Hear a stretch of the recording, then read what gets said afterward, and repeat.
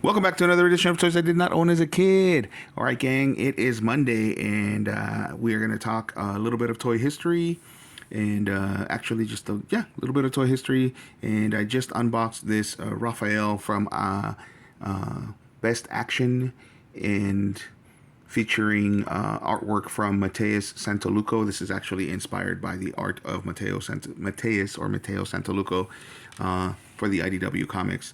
This is, of course, based on the animated movie from the Teenage Mutant Ninja Turtles that came out around the year 2000 after the live action movie had come out. And so they were getting ready to release the animated series, and so they made a movie in which they redesigned the Turtles to make them look a little bit more grown up, geared more towards a little older crowd. The original cartoon was, of course, geared towards 5-year-olds, which is why they looked the way that they looked. This is a great figure. Best Action never disappoints, to be honest with you.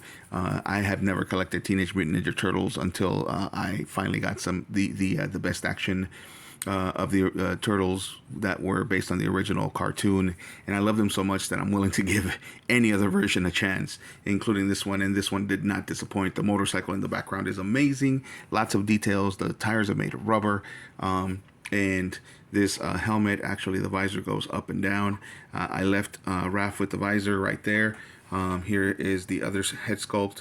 Lots of great details in that head sculpt, and of course you can put the bandana on back here. Lots of great details. Love it, love it, love it. It comes with these great Psy. If you saw my original video with the original cartoon version, the original 1986 cartoon version Turtles, that was my only complaint, was that the sides were a little too flimsy. But anyway, it is toy history night. So let's talk about Raphael, or this version of Raphael. So as I was saying, these IDW comics were actually based on that movie, which came out around the year 2000, in which they wanted to make it a little bit more grown up. Spoiler alert on a movie that's almost 40 years old. They in that movie, of course, Leonardo dies and Raphael has to become the reluctant leader. In the live action movie, they almost kill Splinter, and in this one they actually kill Leonardo. It was a way for them to introduce new characters, including Venus and gosh, what was the guy's name? I believe it was Masaccio. They called him Massey, but it was, as usual, Splinter names him after one of his favorite Renaissance painters, and this time he actually goes a little bit more obscure and he names him after Masaccio, which is actually a Renaissance painter that, for those of you who have taken Art 101, is one of the very earliest Renaissance painters. But they called him Massey, of course, and it was a way to, even though they were trying to make it a little bit more grown up, they still had a kid in it. It was a way for them to bring in a younger turtle, in order to, I guess, relate to the younger viewers, even though they were doing way more risque stuff in the storyline. And the tragedy is, of course, that they kill off Leonardo in order to bring in this new character. The storyline was a little weak, as usual. Of the origin of Massey was a little weak. The same for Venus. As usual, it is a couple of kids that get bitten by radioactive turtles, and only this time it's done on purpose because the Shredder is trying to replicate the effects. And even though they were meant to be bitten, the turtles were meant to bite adults. These kids actually snuck into the lab and end up getting bitten by the radioactive turtles instead, and so they get the powers of the Teenage Mutant Ninja Turtles, where they actually become Teenage Mutant Ninja Turtles, even though they're not teenagers. So they become mutant turtles, and then they go into training with the Teenage Mutant Ninja Turtles to eventually become Teenage Mutant Ninja Turtles themselves. Of course, they left them as kids for that original series, and later on they aged them in the IDW comics.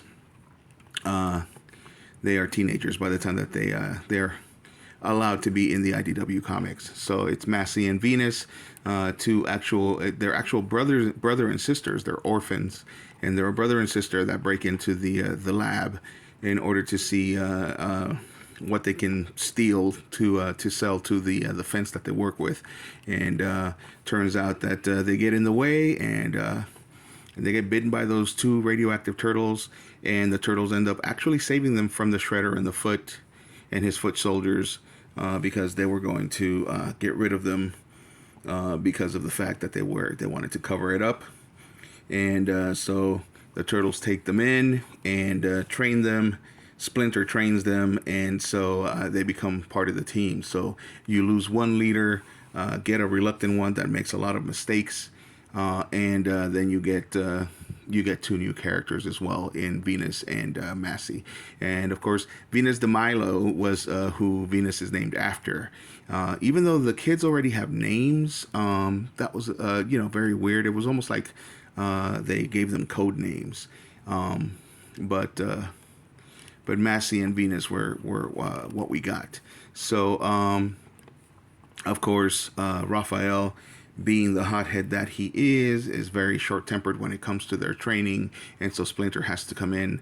Look at all that detail. I don't know if you can see it in the video, but he's got all these little like spots on his head and on his trapezius. I love it. I love all that detail.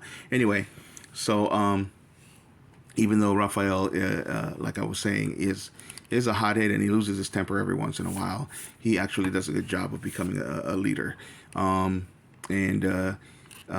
part of the storyline is, of course, him learning to accept the fact that he's never going to be like Leonardo. He tries to be like Leonardo. He tries to be centered, but as it turns out, his impulsiveness actually helps him out in the long run, and he has to learn that. Great storyline, to be honest with you. Again, as opposed, a lot of people reacted badly to Leonardo being lost to us forever, but for the most part, they did a great job of actually adapting it. Unlike G.I. Joe and unlike the Transformers, when they killed off their leaders, they did a great job of actually explaining how that happened. Leo sacrifices himself in order to save the group, and it was a great death. And of course, they get their revenge and kill off the second Splinter, and of course, a third Splinter comes into the cartoon series. But they kill off the second Splinter, and they do it in a great way. It kind of starts that tradition of them getting rid of one Splinter only for another one to take his place. And as usual, the twist is always who's going to be the next Splinter. The first one was his son, of course. The second one was his daughter.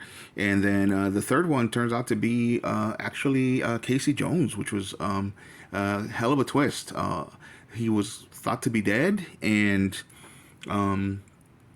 he was thought to be dead after sacrificing himself to save April. And when the turtles went around, and then it turns out that he was alive the whole time, and he had been brainwashed into being that fourth Splinter. He once he gives up the mantle and he goes away because he says that he has to atone for his sins, and he actually disappears for a while just to come back even better. That was the first time that the Splinter wasn't actually killed off. Fifth Splinter. Splinter. I said Splinter, didn't I? I meant Shredder. That was the first time that the Shredder wasn't actually killed off. And then the fifth Shredder turns out to be an actual... gosh, why can't I think of his name right now? Kang. One of his clones. And it turns out that he has a whole army of Shredder clones. And that becomes the new Foot Army. And then he becomes there after Splinter's other child comes up. They end up taking the mantle of. Did I say Splinter again? I keep saying that. I mean Shredder. After the next Shredder comes up, he takes the mantle of leader. And that's the one that finally keeps surviving. So yeah, 6 Shredders in, they finally learned their lesson that you can't be getting rid of the main villain because viewership goes down. As much as we say that we want the villain to be finally killed off, the main villain can't. It can't. It's just like losing the Joker. We would definitely not like Batman if the Joker wasn't around. So and they've tried that too.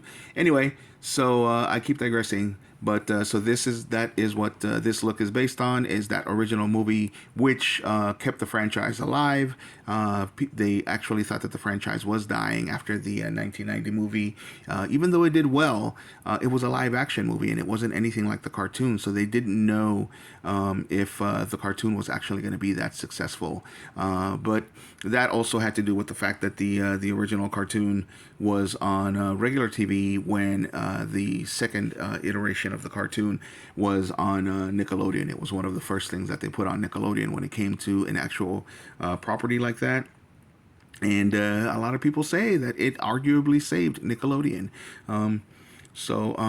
Well, this video is getting long. That's basically a little bit of the history of Raphael and when he became leader. He has been leader ever since. And they never brought back Leonardo. Not even in the comics. There wasn't any other different versions. It was like they decided to honor the original idea that the creators had. So again, the video is getting long, so I'm going to end it here. And if you've made it this far, you know that nothing that I'm saying is actually correct. It is all something that I made up because this is Misinformation Monday. Thanks for sticking around. Thanks for following along. And if you like the video, if you like my idea for a Teenage Mutant Ninja Turtle storyline, give a like. And if you like the content, as usual, subscribe. Thanks for watching, gang.